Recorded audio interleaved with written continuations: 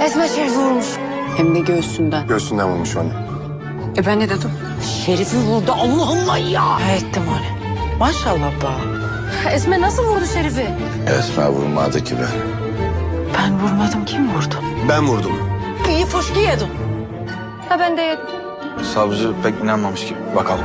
Esme vurdu Şerif'i. Ben vurdum Şerif'i. Şerif'i sen vurmuşsun. Ben vurdum. Silah benim elimde. Kız ben vurmadım.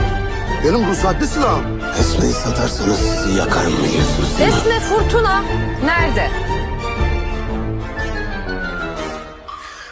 Akıllı ol. Kim vurdu o zaman? Ben vurdum. Sen vurmaya kalktın, ben senden önce vurdum. Esme Şerif'i vurdu. Senin adamın da gelip buradan onu kaçırdı. Ben mi yaptım? Sen de oradaydın, görmedin mi? Görmedim. Görmedim. Onu ben vurdum. Demiştim. Ha şimdi olsa yine vururum. Öldürmediğime çok pişmanım.